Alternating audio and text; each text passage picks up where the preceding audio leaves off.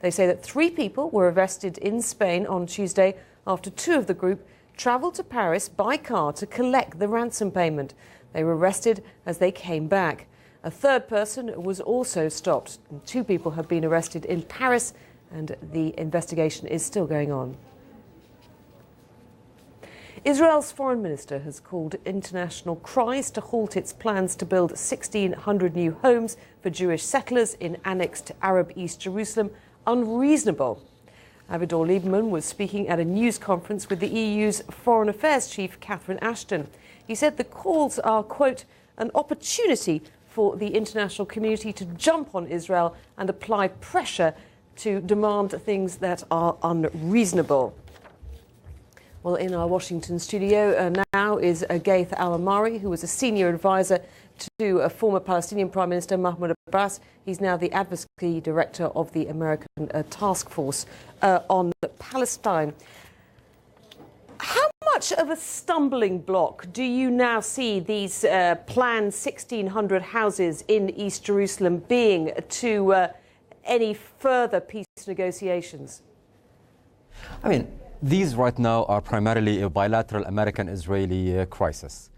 The timing of the announcements, but also the significance of doing this in Jerusalem itself, has sparked this internal crisis. Ultimately, though, the negotiations have to continue.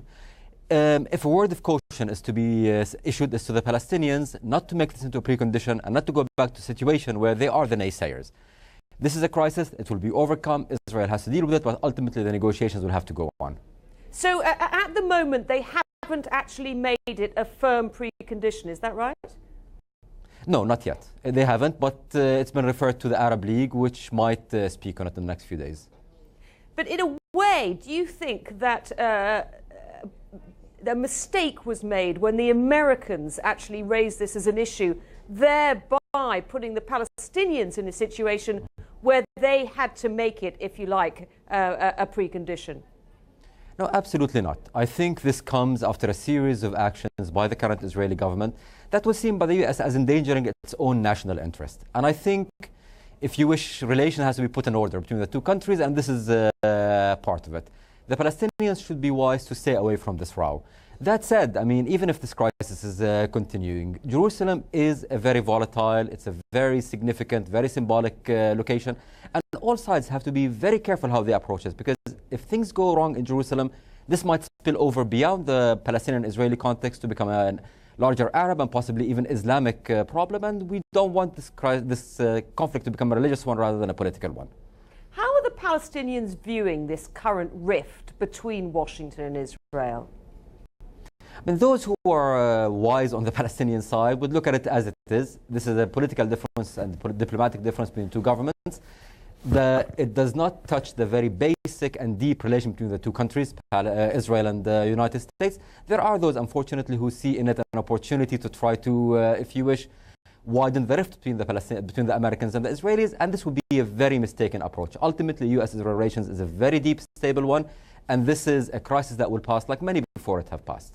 Now, Vice President Joe Biden was supposed to be getting indirect talks going between the Israelis and the Palestinians when he visited the region last week. That didn't happen because of this announcement.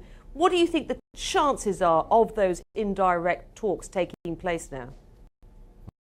They will have to take place. There is no other option. If you look at what the Palestinian leadership, President Abbas and Prime Minister Fayyad, are committed to, it is ending the occupation through negotiations. Israel is committed to the 2-state solution. So the only way to do it is to go back to the negotiating table. This is a crisis. It will pass. But ultimately, in the political calculus, neither the Israelis nor the Palestinians can afford to go on without negotiations. But very quickly, there will have to be some concession, won't there, from the Israelis on the issue of settlements first? Oh, absolutely. Absolutely. Because the U.S. cannot afford to come out of this crisis looking like it's been defeated. Ultimately, there's a partnership here, Israel and U.S., but there's a senior partner and a junior partner.